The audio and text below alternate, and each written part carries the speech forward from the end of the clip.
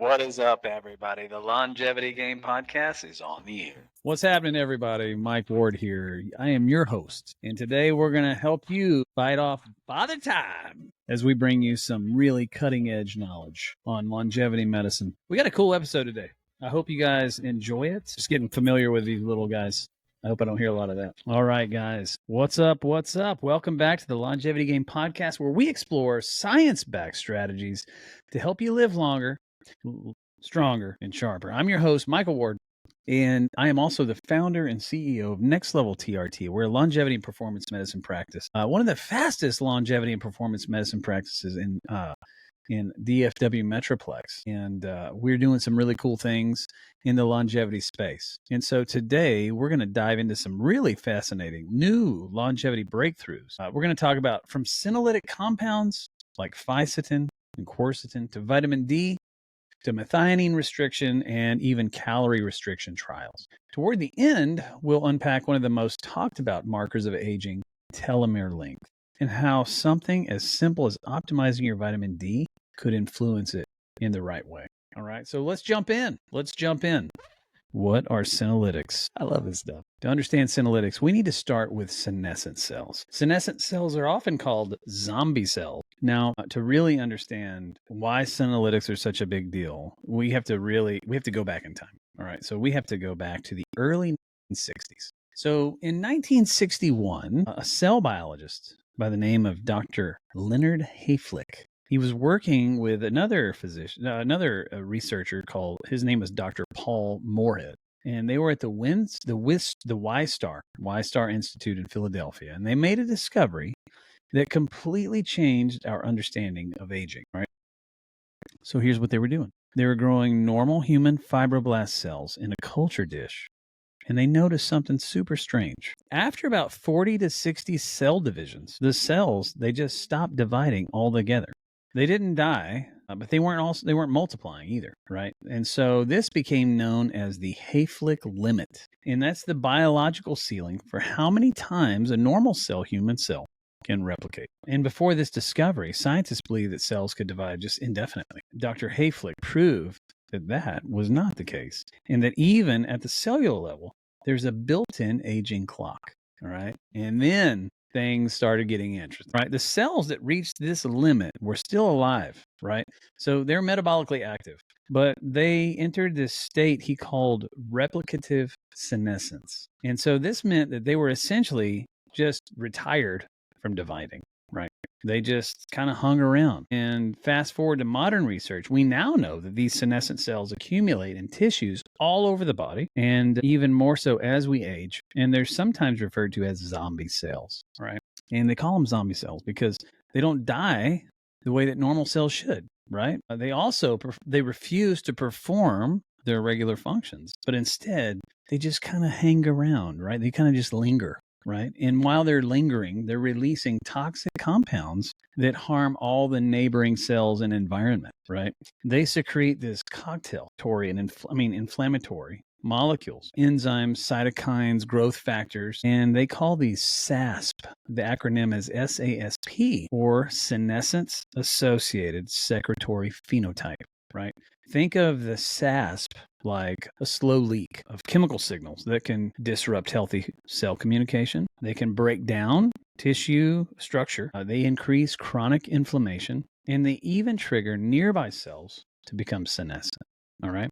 So there is, at first, the process is, it's relatively a protective process. It helps prevent damaged cells from turning into cancer. But over time, as more senescent cells accumulate, this is the key. The immune system loses its efficiency, and then the balance shifts, and then we have bad things happen. And those same protective cells now become toxic. And this drives what we call inflammaging, which is this chronic low-grade inflammation that underlies most age-related diseases, right? Inflammaging. I've actually talked about inflammaging in the past. I don't know if it was here on this podcast, but it was on somebody else's podcast, or if it was just in social media in general. Inflammaging is a big deal, right? In fact, senescent cells, have been linked to a laundry list of problems like atherosclerosis, type 2 diabetes, osteoarthritis, neurodegeneration, and even sarcopenia and pulmonary fibrosis. And so it doesn't take much, right? Studies show that as little as 1 to 5% of cells in a given excuse me, in tissue being senescent can impair that tissue's overall function. And that's how powerful their influence is. 1 to 5%. That's a big, if we're not doing anything about it, it just compounds over time. It just gets worse and worse. Now, here's the cool part. Here's where it gets exciting. In 2015, scientists at the Mayo Clinic, led by a Dr. James Kirkland and a Dr. Jan van Duersen, discovered that by selectively removing senescent cells in mice, that they could actually extend the lifespan and delay multiple age-related diseases. How cool is that? And this was the birth of modern senolytic therapy. So targeting and clearing senescent cells to restore tissue health and potentially slowing the aging process itself. Pretty awesome. We're going to talk about some senolytics here later on, right? Like Fisetin, Quercetin, and even there's another medication, the prescription medication called dasatinib. And these have been studied for their ability to clear zombie cells. And early human trials are showing improvements in vascular health, insulin sensitivity, and even inflammation markers. So let's be clear here. Senescence isn't all bad. Right. In small doses, it plays a really important role in wound healing and tissue regeneration. And we mentioned that. The key is balance, homeostasis, balance. Having enough senescent activity to repair and protect, but not so much that the senescent cells become toxic. That's the key, right? And so how do we do it? Well, when we talk about senolytics, we're really talking about restoring balance, helping the body take out the biological trash that accumulates over time. All right. And so that's why compounds like Fisetin and Quercetin and the natural senolytics are getting so much attention right now in the field of longevity medicine. So senolytics are compounds that help selectively clear out these senescent cells, essentially taking out the trash, right? Like I said. And so some of the most promising senolytics in research now include Fisetin and Quercetin. And so these are plant-derived polyphenols, and these are found in everyday foods like strawberries, apples, even onions. All right. And so let's start with Fisetin. Fisetin is the strawberry senolytic. I love strawberries, right? Fisetin is one of the most studied natural senolytics. All right. In animal models, it's been shown to extend lifespan, reduce age-related decline, age-related inflammation, and even improve cognitive function. I wonder if it works like if you have strawberry shortcake. You know what I'm saying? I love strawberries. Very easy. But, honestly, you can't get enough in just eating strawberries, right? A notable study from the Mayo Clinic demonstrated that Fisetin could clear senescent cells in mice, restoring tissue function and extending their lifespan by up to 15%, 10 to 15%. And so human trials are still going on, but early results suggest Fisetin may actually help reduce inflammatory markers and oxidative stress. So, the concentrations used in research are way higher than what you can get out of just eating strawberries. So you're going to have to supplement, right? Supplementation is really going to have to be key in moving the needle, right? Let's talk about quercetin, the other one. This is called the versatile antioxidant. So quercetin is a flavonoid, and it's found in apples, onions, and green tea, right? It's well known for its antioxidant and anti-inflammatory effects, and it's paired in research with a medication called dasatinib, dasatinib, dasatinib. And this is a leukemia drug, and it forms one of the first, the dasatinib and the quercetin, it forms one of the first senolytic cocktails that are being tested in humans right now. In 2019, a pilot study from the University of Texas, God's country, it showed that this combo reduced senescent cell burden in individuals with idiopathic pulmonary fibrosis. Idiopathic means we don't know how it happened, right? But it reduced senescent cell burden in individuals with idiopathic pulmonary fibrosis. And this is a disease that's strongly linked to cellular aging, right? And so while quercetin alone isn't as potent as quercetin and dasatinib, it still holds a lot of promise, right, for maintaining vascular health, reducing inflammation, and protecting mitochondria, the powerhouse of the cell, the part that makes all the ATP, the energy currency, from oxidative stress. And so all these key components of healthy aging. So just taking quercetin itself, has some benefit to it, right? All right. Let's switch. Let's change gears to vitamin D. I bet most of you don't realize, vitamin D is not just a vitamin. It's actually been shown to be a hormone, right? Longevity hormone. I mean, if you don't know, you don't know. But vitamin D does technically work like a hormone, right? It's one of the strongest predictors of long-term health and mortality that we have. And I have to say, whenever I draw vitamin D levels in my patients at the clinic, I rarely see normal levels of vitamin D. Usually, and I'm the vast majority of people, 90% of people who I draw vitamin D levels on are deficient in vitamin D, and we bring some people complain, of low energy levels. We bring their vitamin D up, their energy levels come up, they start feeling better, Low vitamin D levels are associated with shorter lifespan, higher cardiovascular risk, and immune dysregulation.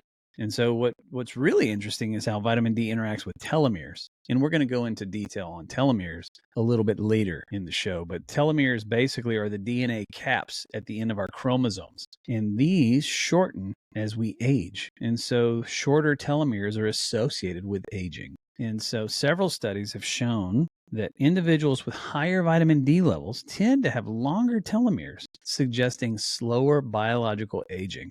All right. So if it sounds like I'm trying to sell you on the idea of getting on vitamin D, I am. This is probably one of the easiest things that you can do, right? So keeping your vitamin D in the optimal range, typically 50 to 80 nanograms per milliliter, might not just strengthen your bones or immune system. It could literally help preserve your cellular youth. All right. Vitamin D. And so let's talk about supplements for a second, because, not all supplements are created equal. Did you hear me? What I mean by that is that the supplement industry isn't regulated. And so most of the crap that you can buy doesn't even have the right levels of the stuff that you're looking to get in your body anyway. Some of these have exactly the levels that you need, but they're not bioavailable. Maybe they're in the wrong form for your body to utilize. Maybe, like for instance, vitamin E, right? There's different types of vitamin E. One works better than the other, right? One is more biologically available than the other, but one is way cheap. And so they add it to the supplement and they say, hey, well, it's got a vitamin E. Well, it doesn't matter because the body doesn't use it.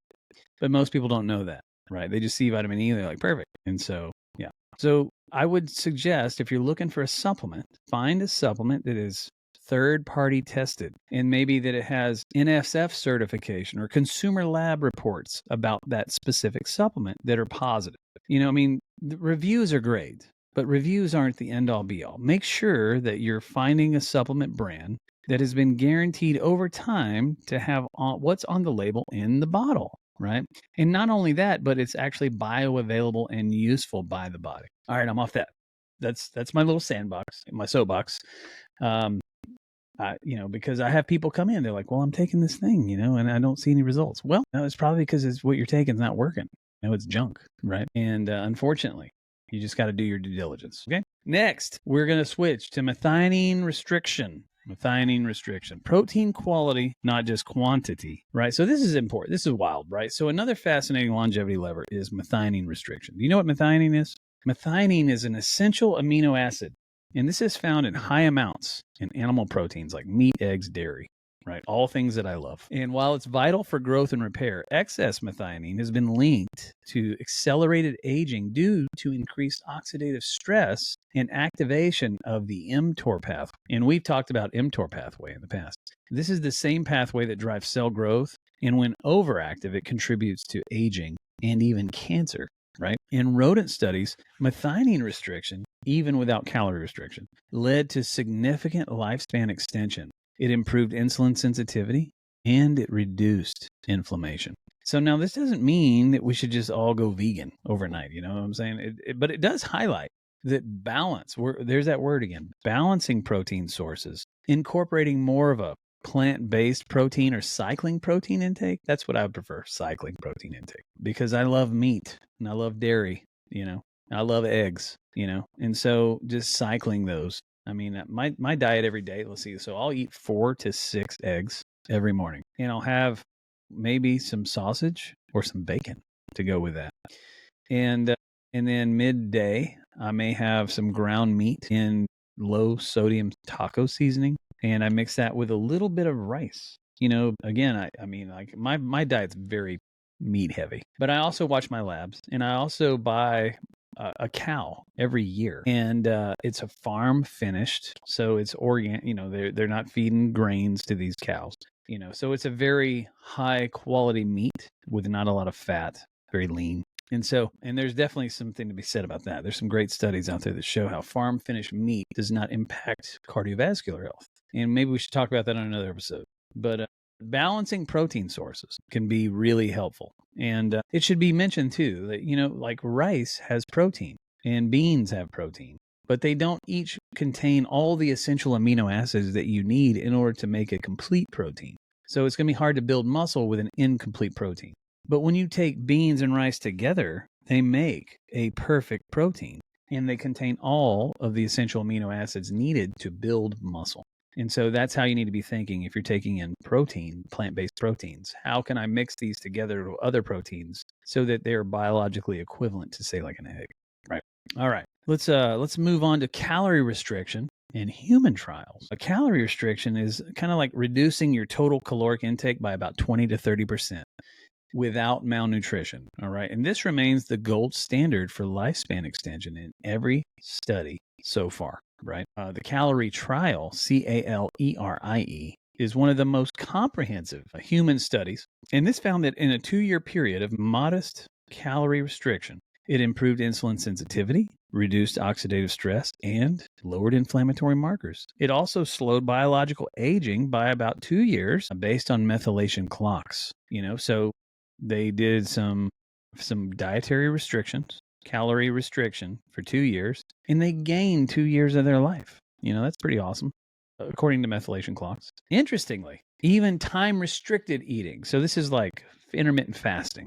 This is a lighter form of calorie control, and this can activate many of the same pathways, like the AMPK pathway. We talked about AMPK pathway as a longevity pathway. This is the adenosine monophosphate protein activated kinase pathway, and it activates autophagy.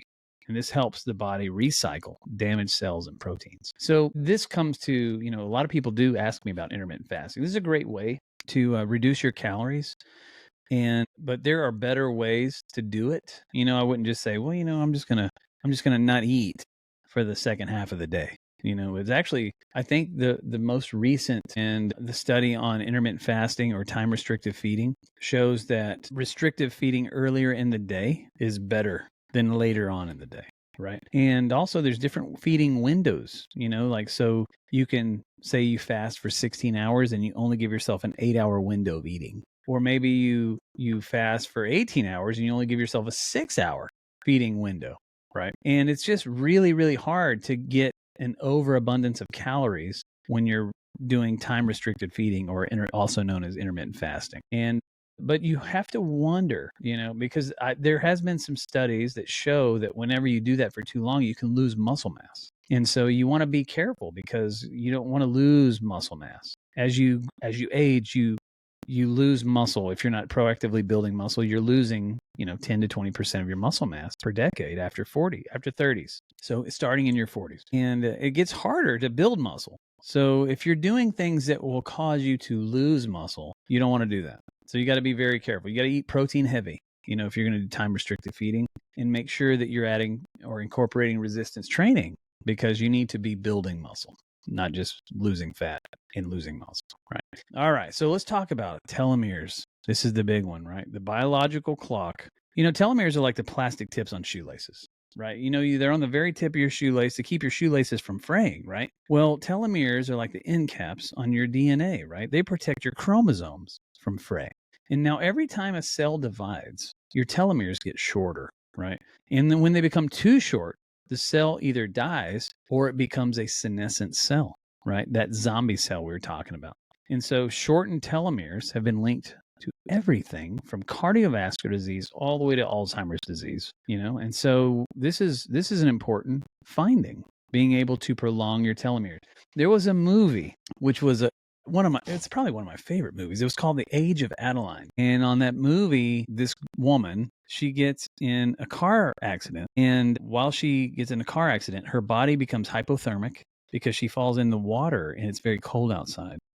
And then lightning actually strikes, or maybe the lightning didn't strike. Maybe it was electrical, like some kind of electrical, like a frayed wire or something touched the water where she was at, and it did something to her telomeres. Like I don't know what it did. Like it just I did something to it rearranged their telomere. I don't know what it is, but it stopped her aging altogether. This is a cool movie. It's probably one of my favorite movies. Who was the lady, the woman that played the star of the movie? Blake Lively, and then Harrison Ford was also in there, and he played probably.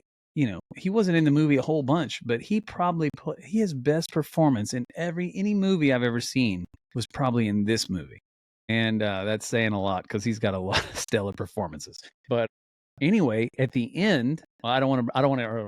If you have not seen The Age of Adeline, it's so good. It's so good. But anyway, it talks about how it affected her telomeres and she stopped aging for like 100 years. I mean, it was really good. Check it out, Age of Adeline. So anyway, the good news is like lifestyle choices can slow the process of your telomeres shortening, right? It can even reverse it slightly, right? Studies have shown that, exercise, sleep, stress reduction, and sufficient vitamin D all correlate with longer telomeres, right? In fact, there's one meta-analysis found that people in the highest vitamin D quartile had 23% longer telomeres than those in the lowest quartile. And that's huge. That's a very measurable difference in biological age, right? So, yeah, vitamin D, and all those other things. Exercise is the ultimate longevity medication, right? Exercise and weight resistance training. If you can do those things and then add in enough sleep, making sure that you're optimizing your diet, you're getting plenty of protein, you're lowering your sugar intake because sugar is highly inflammatory. I mean, these things can prolong your life like a lot. Add in stretching so you can have a lot of mobility in those upper years. Man, it changes the game. But what is easy to do is also easy not to do, right? It's easy to come home from work and just chillax, chill in the, sit on the couch, veg out, watch some TV, have some dinner, I mean, I get it. It's easy to do those things. It's also easy not to work out. You have to be intentional. I saw something the other day that said that 2035, a person in their 40s with visible abs is going to be more rare than people walking around with Rolex watches. I mean, that is significant. It's not getting any better.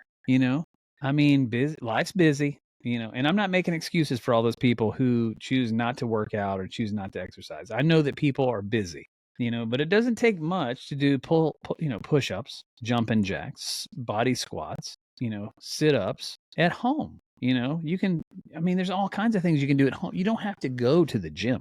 I mean, you can do jumping jacks. You can get a jump rope and just jump rope, anything that's going to get you moving. If you're severely overweight, you can buy things online. There's stuff on Amazon, on TikTok, like little pedals that you can use just to move your hands, to burn calories while you're seated on the couch watching TV. I mean, there are things that you can do actively, proactively to take control of your health. And that is the key, to longevity, really. I mean, you can do all these things. You can take vitamin D. You can take quercetin, you can take Fisetin, there's all these, you can take peptides, but it all comes down to these very easy to do things, choosing the right foods to eat, getting exercise, cardiovascular exercise, and then, adding some weight resistance training, doing some stretching, once or twice a week, and just doing that consistently. You're going to lose weight. You're going to become more healthy. You're going to feel better, and you're going to live longer. Living longer, isn't maybe so much fun, only half your body works because you've had a stroke, or you have chest pain all the time at rest. That's miserable. But, doing these things and having a long life, that's what health span is versus lifespan, right? Lifespan is the amount of time you live. Health span is the amount of time you're healthy in that lifespan, right? Health span. You want to increase both health span and lifespan. All right. So let's talk about key takeaways. Let's wrap it up here, okay? We're going to wrap it up with some practical takeaways. First, I forget sometimes which button is which, That's not it. No, that's not it. All right, here we go. So, Fisetin and Quercetin. These are natural senolytics that clear zombie cells. These are emerging and promising. All right. Number 2, vitamin D. Vitamin D, a powerful hormone for immunity, metabolism, and telomere preservation. Number 3, methionine restriction. Focus on protein quality and mix in plant-based options to reduce oxidative load. Number 4, calorie restriction. Proven in humans to slow biological aging markers. So time-restricted feeding, calorie restriction, just in itself, or, also, like I said, intermittent fasting, which is also another way of saying time-restricted feeding. And then lifestyle factors, exercise, stress control, just deep breathing a few times throughout the day. Get somewhere where you can turn on some very soft music and you can get into your happy place, and just take some deep breaths and de-stress, Also, sunlight. Get out in the sun. That's super important. I should do an episode on the importance of sunlight. It's really, really compelling. All these things synergize to keep your telomeres long and your biology young. All right. So, guys, I really, really appreciate you coming in. Really appreciate you guys joining me today on the Longevity Podcast. Aging is inevitable, but how fast we age is really up to us, right? Longevity isn't about living forever. It's about living better longer. If you found this episode to be insightful, be sure to share it, subscribe, and join me next time as we explore the new frontier in performance and longevity. Until then, stay curious, stay strong, and as always, keep leveling up your life. For contact, sponsorship, and press support, if you have any questions or comments on a topic that I've covered, just email us at hello@thelongevitygamepodcast.com. If you're interested in being a guest on the show, email beagest@thelongevitygamepodcast.com. And if you're interested in supporting and sponsoring the show, just email us at sponsors@thelongevitygamepodcast.com. All right, guys, you take care, and I'll see you guys on the next episode.